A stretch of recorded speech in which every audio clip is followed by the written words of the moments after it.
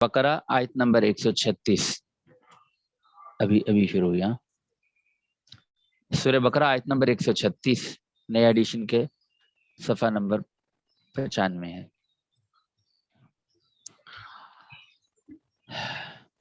अऊज़ु बिल्लाहि मिनश शैतानिर रजीम बिस्मिल्लाहिर रहमानिर रहीम क़ूलू आमन्ना बिल्लाहि वमा उन्ज़िला इलैना वमा उन्ज़िला इला इब्राहीम व इस्माईल व इसहाक़ व याक़ूब वल अस्बात वमा ऊतिया मूसा व ईसा वमा ऊतिया नबिय्यून मिन रब्बिहिम ला नुफ़र्रिक़ु बैना अहदिम मिनहुम व नहनु लहू मुस्लिमून। नहीं बस ठीक है। रब यहाँ से आगे हज़रत मोहम्मद सल्लल्लाहु अलैहि वसल्लम के दौर रिसालत में मिल्लत इब्राहीम अलैहिस्सलाम की सूरत का हासिल जिक्र करते हैं। यानी पीछे ये आया था कि मिल्लत इब्राहीमी वो बुनियाद है, वो हक है, और जो इससे हटेगा तो वो ऐसा है जैसे कि उसने अपने आप को खुद बेवकूफ़ बनाया है। और फिर आगे इसके नज़ायर बयान किए थे कि हज़रत याकूब अलैहिस्सलाम उनकी औलाद में बाद में मिल्लत इब्राहीमी का इत्तिबा चलता रहा और वही मायार हक है। अब ये बात कल हो चुकी थी। अब हज़रत मोहम्मद सल्लल्लाहु अलैहि वसल्लम यानी हमारे नबी जो हैं सल्लल्लाहु अलैहि वसल्लम, उनके दौर में भी मिल्लत इब्राहीमी पर अमल ही किया जाएगा, तो उसकी क्या सूरत? तो कहते हैं कि आगे हज़रत मोहम्मद सल्लल्लाहु अलैहि वसल्लम के दौर रिसालत में मिल्लत इब्राहीम अलैहिस्सलाम की सूरत का हासिल जिक्र करते हैं कि वो कैसे होगा। तो कहा क़ूलू आमन्ना बिल्लाहि, तुम कह दो कि हम ईमान रखते हैं अल्लाह पर, वमा उन्ज़िला इलैना, और उस पर जो उतारा गया हम पर, वमा उन्ज़िला इला इब्राहीम, और जो उतारा गया इब्राहीम पर, व इस्माईल व इसहाक़ व याक़ूबा, और इस्माईल पर और इसहाक पर और याकूब पर, यानी जो कुछ उन पर उतारा गया हम उस पर ईमान रखते हैं। वल अस्बाती, और जो कुछ उनकी औलाद पर उतारा गया। वमा ऊतिया मूसा व ईसा, और जो दिया गया मूसा को और ईसा को अलैहिमुस्सलातु वस्सलाम। वमा ऊतिया नबिय्यून मिन रब्बिहिम, और जो दिया गया दूसरे पैगंबरों को, मिन रब्बिहिम, उनके रब की तरफ से। ला नुफर्रिकु बैना अहदिम मिनहुम, नहीं फर्क करते हम किसी एक में उन सब में से, यानी उनमें से किसी में भी हम फर्क नहीं करते। व नहनु लहू मुस्लिमून, और हम उसी परवरदिगार के फर्मा बरदार हैं। अस्लम युस्लिमु अरबी में कहते हैं, उसका तर्जुमा जो हमारी किताबों में किया गया है कि गर्दन निहादन बताअत, इताअत के साथ गर्दन झुका देना, ये इस्लाम है। तो व नहनु लहू मुस्लिमून, उसका आसान सा तर्जुमा किया कि हम उसी के फरमाबरदार हैं, यानी जो हुक्म आएगा बस हम मानने वाले हैं, उसमें कटहुज्जतियां करने वाले नहीं। तफसीर, ए मुसलमानों यहूद व नसारा के जवाब में जो तुमने इजमालन कहा है कि हम मिल्लत इब्राहीमी पर रहेंगे, उस मिल्लत की तफसील बयान करने के लिए कह दो कि इस मिल्लत पर रहने का हासिल ये है, हम जो ईमान रखते हैं अल्लाह पर और उस हुक्म पर भी जो हमारे पास रसूलुल्लाह सल्लल्लाहु अलैहि वसल्लम के वास्ते से भेजा गया, खा किताबी वही से या गैर किताबी वही से, और उस हुक्म पर भी जो हज़रत इब्राहीम और हज़रत इस्माईल और हज़रत इसहाक और हज़रत याकूब अलैहिस्सलाम और औलाद याकूब में जो नबी गुजरे हैं उनकी तरफ बवास्ता वही के भेजा गया, और उस हुक्म और मौजज़ा पर भी जो हज़रत मूसा अलैहिस्सलाम और हज़रत ईसा अलैहिस्सलाम को दिया गया, और इस पर भी जो कुछ और अंबिया अलैहिस्सलाम को दिया गया उनके परवरदिगार की तरफ से, यानी इन सबको जो कुछ दिया गया हम उस पर आमन्ना बिल्लाह ईमान रखते हैं। तो हम इन सब पर ईमान रखते हैं, और ईमान भी इस कैफियत से कि हम इन हजरात में से किसी एक में भी दूसरे से ईमान लाने में तफरीक नहीं करते कि किसी पर ईमान रखें और किसी पर ना रखें। और हम तो अल्लाह ताला के मुती हैं, उन्होंने हमको ये दीन बताया, हमने इख्तियार कर लिया, बस ये हासिल है इस मिल्लत का जिस पर हम कायम हैं, जिसमें किसी को असलन इनकार और सरताबी की गुंजाइश नहीं। मजमून का हासिल ये है कि असल इत्तिबा हक तो ये है कि हम सब अंबिया को मानते हैं, सब किताबों को सच्चा जानते हैं, सब के मौजज़ात को हक पहचानते हैं, वो बहुत से अहकाम के मनसूख होने की वजह से अमल सिर्फ शरीयत मोहम्मदिया पर करते हैं, جو خود مستقل اور مکمل ہے، لیکن انکار اور تکذیب کسی کی نہیں کرتے، بخلاف یہودیت اور نصرانیت کے منسوخ ہونے کے علاوہ تحریف کی وجہ سے اب اس میں کسی کی تصدیق ہے اور کسی کی تکذیب ہے۔ ربط جب ثابت ہو چکا کہ اب جبکہ ملت ابراہیمی رسول اللہ صلی اللہ علیہ وسلم کی شریعت کی اتباع میں منحصر ہے تو ہدایت بھی اسی میں ہے، یہودیت اور نصرانیت میں ہدایت نہیں ہے۔ لہذا فرماتے ہیں فَإِنْ آمَنُوا بِمِثْلِ مَا آمَنْتُمْ بِهِ فَقَدِ اهْتَدَوْا وَإِنْ تَوَلَّوْا فَإِنَّمَا هُمْ فِي شِقَاقٍ فَسَيَكْفِيكَهُمُ اللَّهُ وَهُوَ السَّمِيعُ الْعَلِيمُ۔ فَإِنْ آمَنُوا سو اگر وہ بھی ایمان لے آئیں، بِمِثْلِ مَا آمَنْتُمْ بِهِ اس طرح سے جس طرح پر تم ایمان لائے ہو، فَقَدِ اهْتَدَوْا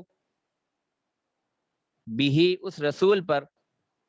فقد اہتدوا تو ہدایت پالیں گے وہ بھی، وَإِن تولوا اور اگر روگردانی کریں، فَإِنَّمَا هُمْ فِي شِقَاقٍ تو پھر وہی ہے مخالفت پر۔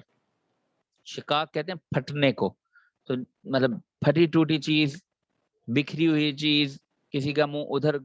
تو اس کا آسان سا ترجمہ فَإِنَّمَا هُمْ فِي شِقَاقٍ پھر وہی ہے مخالفت پر۔ فَسَيَكْفِيكَهُمُ اللَّهُ سب کافی ہے تیری طرف سے ان کو اللہ، وَهُوَ السَّمِيعُ الْعَلِيمُ اور وہی ہے سننے والا جاننے والا۔ تفسیر جب اوپر یہ بات ہو چکی کہ ملت ابراہیمی اور دین حق صرف اسلام میں منحصر ہیں، تو اگر وہ یہود و نصارہ بھی اسی طرح سے ایمان لے آئیں جس طرح سے تم اہل اسلام ان رسول پر آئے ہو، اب تم راہ حق پر لگ جائیں گے، اور اگر وہ اس سے روگردانی کریں، روگردانی چہرہ پھیرنا یعنی نہ مانے، تو تم ان کی روگردانی سے کوئی تعجب نہ کرو، کیونکہ وہ لوگ تو ہمیشہ سے برسر مخالفت ہیں ہی، اور اگر ان کی مخالفت سے کچھ اندیشہ ہو تو سمجھ لیجئے کہ آپ کی طرف سے عنقریب اللہ تعالیٰ ہی ان سے نمٹ لیں گے، اور اللہ تعالیٰ تمہاری اور ان کی باتیں سنتے ہیں اور تمہارے اور ان کے سلوک کو جانتے ہیں، تمہیں فکر اور غم کرنے کی کوئی ضرورت نہیں۔ چنانچہ تھوڑے ہی دنوں میں یہود و نصارہ اور سب کفار کو مغلوب کر دیا، جیسا کہ تاریخ سے ثابت ہے۔ ربط اس دور میں حضرت محمد صلی اللہ علیہ وسلم کا لایا ہوا دین حق ہی ملت ابراہیمی کا صحیح مصداق ہے۔ دین حق کا لقب اوپر ملت ابراہیم ذکر ہوا، اس میں اضافت اور نسبت ایک نبی حضرت ابراہیم علیہ السلام کی طرف ہے، آگے اس کا مزید شرف ظاہر کرنے کے لیے اس کی اضافت اور نسبت اللہ تعالیٰ کی طرف فرمائی جاتی ہے، اور دین کا حقیقی مضاف الیہ تو اللہ تعالیٰ ہی ہیں، نبی کی طرف نسبت تو ان کے مبلغ ہونے کی وجہ سے مجازن کی جاتی ہے۔ صبغۃ اللہ ومن احسن من اللہ صبغۃ ونحن له عابدون۔ صبغۃ اللہ اللہ کا رنگ، یعنی ہم نے قبول کر لیا رنگ اللہ کا۔ ومن احسن من اللہ صبغۃ اور کون زیادہ بہتر ہے اللہ سے رنگ میں، ونحن له عابدون اور ہم اسی کی غلامی کرتے ہیں۔ تفسیر اے مسلمانوں کہہ دو کہ ہم نے جو اوپر تم لوگوں کے جواب میں کہا ہے کہ ہم ملت ابراہیم پر رہیں گے، اس کلام کی حقیقت یہ ہے کہ اس کی صورت میں ہم نے اللہ کا رنگ یعنی دین حق کو اختیار کر لیا ہے، اور اللہ تعالیٰ نے رنگ کی طرح دین حق کو ہمارے رگ و ریشہ میں بھر دیا ہے، یعنی جس طرح رنگ کسی چیز کو دیا جاتا ہے، تو اب یعنی دوپٹے کو رنگ والا دوپٹے کو رنگ دیا تو بس وہ اس کے سارے دھاگے جو ہیں وہ رنگے جاتے ہیں، اس کے رگ و ریشے میں رنگ آ جاتا ہے۔ تو ایسے ہی اللہ تعالیٰ نے رنگ کی طرح دین حق کو ہمارے رگ و ریشے میں بھر دیا ہے، اور دوسرا کون ہے جس کا رنگ یعنی دین اللہ تعالیٰ کے رنگ اور دین سے خوب تر ہو؟ جب اور کوئی دوسرا ایسا نہیں تو ہم نے اور کسی کا دین بھی اختیار نہیں کیا، اور اس لیے ہم اسی اللہ کی غلامی اختیار کیے ہوئے ہیں۔ ربط اوپر کی آیتوں میں یہود و نصارہ پر پورے طور پر حجت قائم ہو چکی، پھر بھی وہ لوگ محض گھٹائی سے بلا دلیل یہی دعویٰ کیے جاتے تھے کہ مسلمان باطل پر ہیں، آخرت میں ان کی نجات نہ ہوگی، اور اپنے بارے میں یہ کہتے تھے کہ ہم حق پر ہیں کیونکہ جس طریقے پر ہم ہیں یہ سب انبیاء بھی اسی طریقے پر تھے۔ اس لیے اب دوسری طرف سے جواب دیتے ہیں، قُلْ أَتُحَاجُّونَنَا فِي اللَّهِ وَهُوَ رَبُّنَا وَرَبُّكُمْ وَلَنَا أَعْمَالُنَا وَلَكُمْ أَعْمَالُكُمْ وَنَحْنُ لَهُ مُخْلِصُونَ أَمْ تَقُولُونَ إِنَّ إِبْرَاهِيمَ وَإِسْمَاعِيلَ وَإِسْحَاقَ وَيَعْقُوبَ وَالْأَسْبَاطَ كَانُوا هُودًا أَوْ نَصَارَىٰ قُلْ أَأَنْتُمْ أَعْلَمُ أَمِ اللَّهُ وَمَنْ أَظْلَمُ مِمَّنْ كَتَمَ شَهَادَةً عِندَهُ مِنَ اللَّهِ وَمَا اللَّهُ بِغَافِلٍ عَمَّا تَعْمَلُونَ۔ قل کہہ دے تحاجوننا فی اللہ، کیا تم جھگڑا کرتے ہو ہم سے اللہ کی نسبت، وَهُوَ رَبُّنَا وَرَبُّكُمْ، حالانکہ وہی ہے ہمارا رب اور تمہارا رب، وَلَنَا أَعْمَالُنَا وَلَكُمْ أَعْمَالُكُمْ، اور ہمارے لیے ہیں ہمارے عمل اور تمہارے لیے ہیں تمہارے عمل، وَنَحْنُ لَهُ مُخْلِصُونَ، اور ہم تو صرف اسی کے لیے دین کو خالص کرنے والے ہیں۔ ام تقولون، کیا تم کہے جاتے ہو، ان ابراہیم و اسماعیل و اسحاق و یعقوب والاسباط، کہ ابراہیم اور اسماعیل اور اسحاق اور یعقوب علیہم الصلاۃ والسلام اور اس کی اولاد یہ تھے یہودی یا نصرانی، یعنی یہ سارے انبیاء اور ان کی اولادیں یہ یہودی یا نصرانی تھے۔ قل اانتم اعلم ام اللہ، کہہ دے کہ کیا تم زیادہ باخبر ہو یا اللہ۔ ومن اظلم ممن کتم شہادتا عنده من اللہ، ومن اظلم، کون بڑا ظالم ہوگا، ممن، اس سے،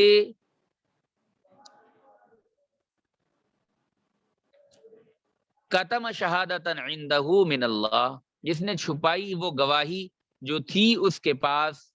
من اللہ، اللہ کی طرف سے، وما اللہ بغافل، اور نہیں ہے اللہ تعالیٰ بے خبر، عما تعملون، تمہارے کاموں سے۔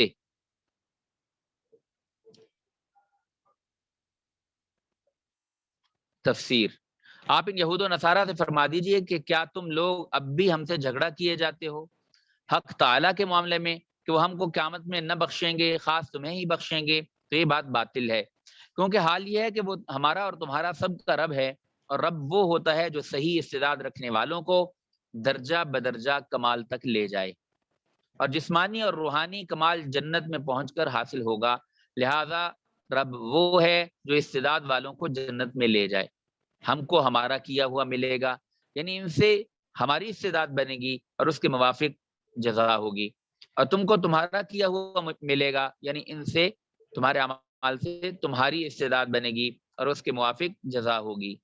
اور اللہ تعالیٰ کا شکر ہے، ہمیں اطمینان ہے کہ ہماری استعداد صحیح ہے، کیونکہ ہم نے صرف حق تعالیٰ کی خوشنودی کے لیے اپنے دین کو شرک وغیرہ سے خالص کر رکھا ہے۔ اس کے برخلاف تمہاری خرابیاں اوپر تفصیل سے ذکر ہو چکی ہیں، غرض اس اعتبار سے تو ہم دونوں یکساں ہیں کہ وہ جیسے تمہارا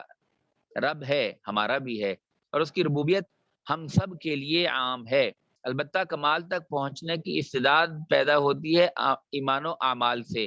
اور ظاہر ہے کہ تمہارے پاس ایمان نہیں ہے اور اس کے بغیر اعمال کا بھی اعتبار نہیں ہوتا، لہذا تمہاری صحیح استعداد مفقود ہے، تو کیا پھر بھی اپنے حق پر ہونے کو ثابت کرنے کے لیے یہی کہے جاتے ہو کہ ابراہیم اور اسماعیل اور اسحاق اور یعقوب اور اولاد یعقوب علیہم الصلاۃ والسلام، اولاد یعقوب میں جو انبیاء گزرے ہیں یہ سب حضرات یہود یا نصارہ تھے، اور اس بات سے، اس واسطہ سے کہ تم لوگ بھی یہود و نصارہ ہو، اپنا حق پر ہونا ثابت کرتے ہو، تو اس کے جواب میں اے محمد صلی اللہ علیہ وسلم ایک اتنی مختصر سی بات ان سے کہہ دیجئے کہ اچھا یہ بتاؤ کہ تم زیادہ واقف ہو یا حق تعالی، اور ظاہر ہے کہ خدا ہی زیادہ واقف ہے، اور وہ ان انبیاء کا ملت ابراہیمی اور دین حق پر ہونا ثابت کر چکا ہے، جیسا ابھی اوپر گزر چکا ہے، اور یہ کافر بھی اس کو جانتے ہیں مگر چھپاتے ہیں، تو ایسے شخص سے زیادہ ظالم کون ہوگا جو ایسی شہادت کو چھپائے جو اس کے پاس من جانب اللہ پہنچی ہو۔ اور اے اہل کتاب، اللہ تعالیٰ تمہارے کیے ہوئے سے بے خبر نہیں ہے، پر جب یہ رسول یہود و نصارہ نہ تھے تو تم طریقے دین میں ان کے موافق ہوئے، پھر تمہارا حق پر ہونا ثابت نہ ہوا۔ رب یہود و نصارہ کے ملت اسلام سے خارج ہونے اور ان کے عند اللہ غیر مقبول ہونے کے باوجود ان لوگوں کے اس فخر اور ذوم کا کہ انبیاء کے ساتھ ان کی نسبت آخرت کی نجات کے لیے کافی ہے، جواب دینے کے لیے آیت تلک امتن پہلے بھی ارشاد فرمائی گئی تھی، لیکن چونکہ وہ اپنے ذوم باطل پر مصر تھے اور اپنی بات کی تکرار کیے جاتے تھے، اس لیے آخری جواب کے طور پر اسی آیت کو تاکید کے طور پر دوبارہ لائے۔ تلک امت قد خلت لها ما کسبت وَلَكُمْ مَا كَسَبْتُمْ وَلَا تُسْأَلُونَ عَمَّا كَانُوا يَعْمَلُونَ۔ تِلْكَ أُمَّةٌ قَدْ خَلَتْ،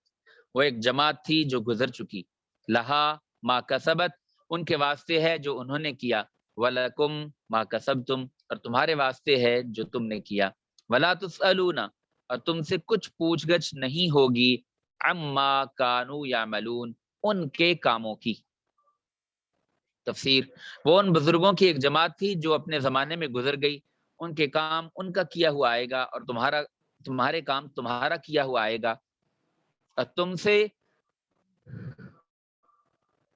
ان کے کیے ہوئے کی پوچھ بھی تو نہ ہوگی، اور جب خالی تذکرہ بھی نہ ہوگا تو اس سے تم کو کچھ نفع پہنچنا تو ایک طرف رہا۔ یعنی انبیاء ایک علیحدہ جماعت ہیں اور تم کفر اور شرک اور نہ جانے کیا کرتی، تم علیحدہ علیحدہ ہو، تو تم تو کہہ رہے ہو ہماری ان سے نسبت ہے، ہمیں اس نسبت کی وجہ سے نجات بھی ہو جائے گی اور ہم جنت میں بھی پہنچ جائیں گے، اور حال کیا ولا تسألون عما كانوا يعملون، وہ کیا کام کرتے تھے اور کیا انہوں نے اعمال کیے اس کا تذکرہ بھی تم سے نہیں چھڑے گا، چہ جائے کہ ان کے باقی اعمال اور ان کی نسبت سے تمہیں فائدہ ہو، ان کا تو تمہارے سامنے تذکرہ بھی نہیں کیا جائے گا، جس کو کہتے ہیں نا کہ عام ہماری میں کہ میں تو اس کے منہ بھی نہیں لگتا، تو تم تو اس قابل بھی نہیں ہو کہ تمہارے سامنے ان کا تذکرہ بھی ہو، تو چہ جائے کہ اس جھوٹی غلط سلط نسبت کی وجہ سے تم یہ اعتقاد جمائے بیٹھے ہو کہ ہم کامیاب بھی ہو جائیں گے اس نسبت سے۔ اللہ تعالیٰ سمجھ عطا فرمائے۔ یہ پہلا پارہ پورا ہو گیا الحمدللہ، کل انشاءاللہ دوسرا پارہ شروع کر لیں گے۔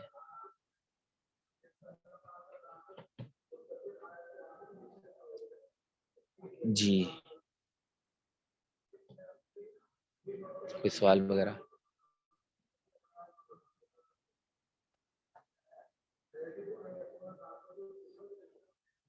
ٹھیک ہے، صبغت اللہ پر تو تھوڑی روشنی آ رہی ہے جی صبغت اللہ پر، اس پر تھوڑا سا وضاحت کر دیں۔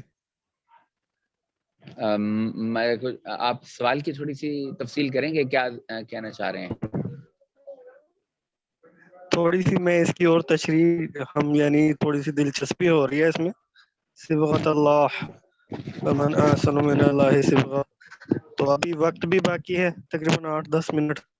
تو تھوڑا سا اگر آپ چاہیں تو کر یعنی دیں۔ وہ 8-10 منٹ بھی وہ 8-10 منٹ بھی آپ سکون نہیں کرنے دیں گے، اللہ خوش رکھے۔ فائدہ ہوتا ہے آپ کی باتوں سے، آپ کی جی باتوں سے ضرور، بہت فائدہ جی ہوتا ہے۔ ضرور، یار میں نے بھی ایسے اللہ چٹکی جزائے کاٹی خیر ہے، عطا ضرور فرمائے۔ پوچھئے، اللہ خوش رکھے۔ کہتے ہیں صبغت اللہ کی تھوڑی سی تشریح کر دیں۔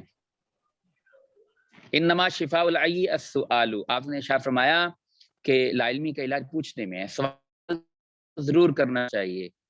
اور ہندوستان کا خاص طور پہ جو نظام تعلیم و تربیت ہے اس کی خصوصیت یہ ہے کہ یہاں پہ سوال اٹھایا جاتا ہے، لیکن ادب اور احترام کے ساتھ۔ آج کل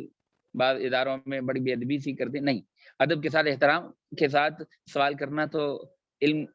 میں آدمی کو آگے لے جاتا ہے۔ عربی بلاغت کا ایک اصول ہے کہ بعض مطلب کسی بات کے اندر ادبی رنگ پیدا کرتے ہیں تشبیہ دے کر، اور تشبیہ سے یعنی بات کو سمجھانے میں اور مفہوم کو ادا کرنے میں زیادہ قوت آ جاتی ہے۔ یار وہ بڑا ہی بہادر ہے، وہ بہت بے جگری سے لڑتا ہے، اور اگر یوں کہہ دے وہ شیر ہے شیر، تو بس شیر کہنے سے آدمی کو ویسے ہی سب کچھ کہنے سے یعنی استغنا ہو جاتا ہے، وہ شیر ہے، شیر کی طرح لڑتا ہے۔ تو اب وہ انسان شیر تو نہیں ہے، شیر کیا نام ہے ایک جانور ہے یا انسان ہے، اس کی دم ہے، اس کی دم نہیں، اس کے پنجے ہیں، اس کے پنجے نہیں، وغیرہ۔ تو اس کو کہتے ہیں تشبیہ، بلاغت کے اندر اس کو کہتے ہیں تشبیہ۔ تو تشبیہ میں ایک وہ ہوتا ہے فرد جس کو کسی کے ساتھ مشابہ قرار دیا جائے، اس کو کہتے ہیں مشبہ، اور ایک وہ ہوتا ہے جس کے ساتھ کسی کو مشابہ قرار دیا جائے، اس کو کہتے ہیں مشبہ بہی۔ جیسے زید شیر ہے، زید کو شیر کے مشابہ قرار دیا تو زید مشبہ ہے،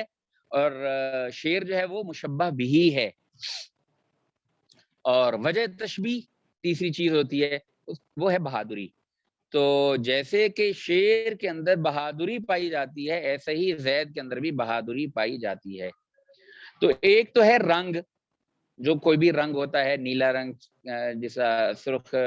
سیاہی، کالی سیاہی، اور ایک ہے دین،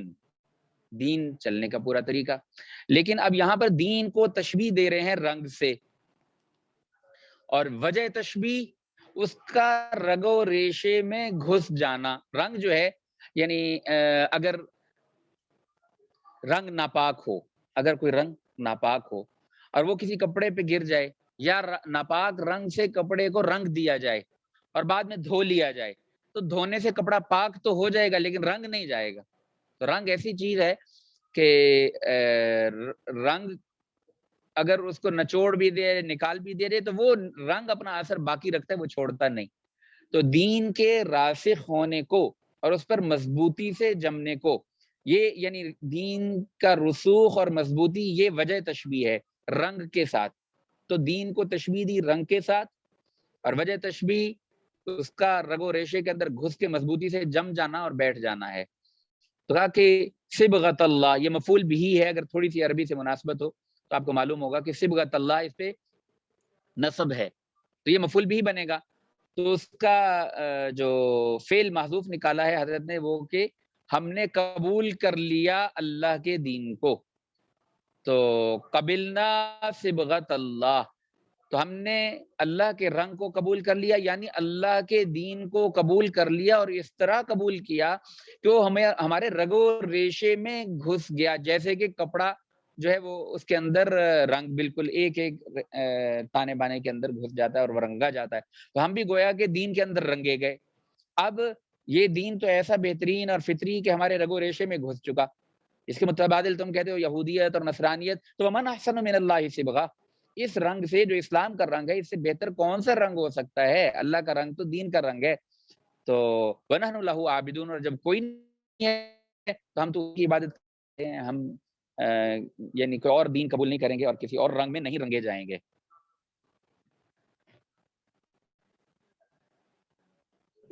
جی السلام علیکم ورحمۃ اللہ۔ مولانا یہ آپ سے پوچھنا تھا وعلیکم کہ السلام آپ نے ورحمۃ فرمایا تھا کہ اللہ ایک ہے، اس سے پہلے اس بات کی اللہ ہے، تو اس کی ضرورت تھوڑی سی اور ہاں، وضاحت فرما دیں،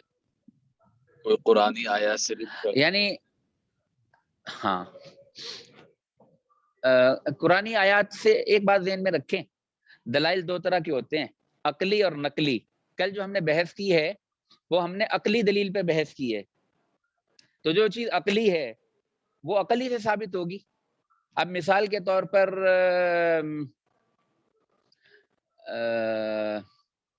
بہت ساری چیزیں ایسی ہیں کہ جن کے لیے محض عقلی دلیل کافی ہوتی ہے، اور بہت ساری چیزیں ایسی ہوتی ہیں جن کے لیے نقلی دلیل درکار ہوتی ہے۔ تو یہ تو خیر بہت لمبا موضوع ہے، اور اس کی مثالیں اتنی ذہن میں آ رہی ہیں کہ کس کو بیان کریں اور کس کو بیان نہ کریں۔ اب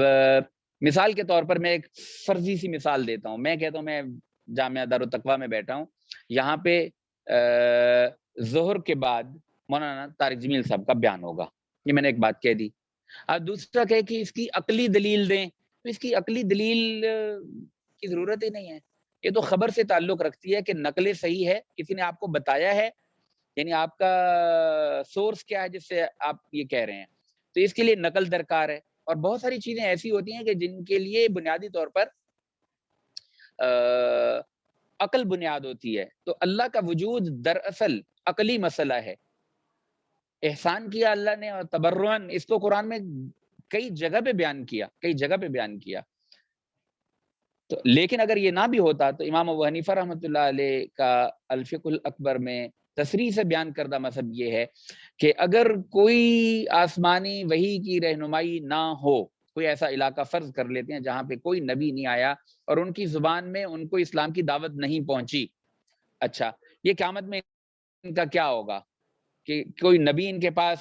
ایسا تو ویسے نہیں ہے لیکن ہم فرض کر رہے ہیں کہ نبی نہیں آیا، یا نبی تو آیا اس علاقے میں لیکن ان کو اپنی زبان میں اس کی بات کا حاصل معلوم نہیں ہوا، فرض کریں کوئی جگہ ایسی ہے، تو ان کے ذمے بعض چیزوں کا عقیدہ رکھنا پھر بھی ضروری ہے۔ ان میں بنیادی عقیدہ جو ہے وہ توحید کا ہے۔ اب نماز کیسے پڑھیں گے؟ نماز کے لیے قرآن کی آیتیں اور صورتیں وہ تو نقل سے پتہ لگیں گی، لیکن اگر یہ نقل نہ بھی پہنچے ان تک تو ان کو توحید کا عقیدہ رکھنا ضروری ہے۔ تو توحید کا عقیدہ بنیادی طور پر نقلی نہیں، وہ نقول کثیر ہیں، یعنی پہلے بات پوری کرتا ہوں۔ تو توحید کا عقیدہ بنیادی طور پر نقلی مسئلہ نہیں ہے، عقلی مسئلہ ہے۔ یہ نقل موجود ہے لیکن یہ مسئلہ نقلی نہیں، مسئلہ عقلی ہے۔ نقل تاکید کر رہی ہے، تائید کر رہی ہے اسی بات کی کہ عقل بھی یہی کہتی ہے اور نقل بھی یہی بتاتی ہے، لیکن یہ بنیادی طور پر عقلی مسئلہ ہے۔ تو میں نے اس توحید کے عقلی یعنی روح سے ایک دلیل حضرت مولانا قاسم نانوتوی رحمۃ اللہ کی کل بیان کی تھی کہ اللہ ہے، اللہ کا وجود، اس پہ حضرت نے جو دلیل دی تھی وہ یہ کہ آدمی زندگی میں 20 فیصلے کرتا ہے کہ یہ چیز اچھی ہے، یہ اچھی نہیں ہے، یہ افضل ہے، یہ غیر افضل ہے۔ تو حضرت کا کہنا یہ تھا کہ یہ آدمی کا افضل اور غیر افضل کا فیصلہ کرنا اور حسن اور قبح، حسین اور قبیح کا فیصلہ کرنا کسی پیمانے کی بنیاد پر ہوگا، اور وہ پیمانہ انسان کے اندر اللہ کی ذات کا احساس ہے جو مستجمع لجمیع صفات الکمالیہ ہے۔ باقی توحید کی نقلی دلیلیں نمبر 1 تو ہے بالکل واضح، قل هو اللہ احد، کہ اللہ ایک ہے، یہ نقلی دلیل ہے اور بالکل واضح ہے اور قطعی ہے۔ دوسرا، وما ارسلنا من قبلک من رسول الا نوحی الیہ انہ لا الہ الا اللہ، کہ اللہ کے علاوہ کوئی معبود نہیں۔ ہم نے جتنے بھی رسول بھیجے ان کی طرف یہی ایک وحی ضرور کی کہ جا کے یہ بات اعلان کر دو کہ اللہ کے علاوہ کوئی معبود نہیں۔ یہ تو عقلی دلائل ہیں اللہ کے ہونے اور اللہ کے ایک ہونے کے، تو لیکن یہ یعنی جس کو کہتے ہیں تبرع ہے، یہ اللہ کا فضل اور احسان ہے کہ اللہ نے ہمیں یہ بتا دیا۔ اگر یہ بات نہ ہوتی تو عقل سے بھی اللہ کی توحید کو پہچاننا ضروری تھا۔ یہ خیر ہیں تھوڑے باریک مسائل ہیں، باقاعدہ علم کلام کہیں تھوڑا سا پڑھنے کی نوبت آئے تو پھر ان کی نوعیت یعنی ذرا بہتر سمجھ میں آ سکتی ہے۔ تو توحید کا مسئلہ بنیادی طور پر عقلی مسئلہ ہے، نقل سے اس کی تائید ہے اور اس کی صراحت ہے اس میں۔ دوسرے ساتھی آ گئے؟ آپ ہوتے کہاں پہ ہیں؟ لاہور میں ہوتے ہیں؟ آواز نہیں آ رہی۔ جی السلام علیکم، میں افتخار بول رہا ہوں مولانا، آپ کے ساتھ سامنے پھر مشافہ ہوتی ہے لیکن آج ذرا اچھا اچھا، آپ تو میرے ہمسائے بھی ہیں نا، تو کسی سے آپ کے میرے پاس بیٹھ جایا کریں تو آپ سے تو لمبی گفتگو بھی ہو سکتی ہے۔ اچھا، میں نے آواز پہچانی نہیں تو بڑی باروب سی آواز لگ رہی تھی، میں کہا کوئی نہ کچھ اور آپ فرما دیں، جب تک دوسرے استاد صاحب نے تشریف لاتے اس وقت تک کچھ آپ اور حدیث کے متعلق، یا آج کل جو یہ حدیث کے فتنے ہیں یا جتنے یہ جاوید غامزی ان کے فتنے، اس کے متعلق تھوڑا سا گائیڈ لائن دے دیں جب دوسرے استاد صاحب آئیں گے۔ کل تھوڑی سی وہ کی تو تھی جاوید غامزی صاحب کی بھی۔ اچھا، اسلام کے اندر یوں ہے جی، ہاں جی،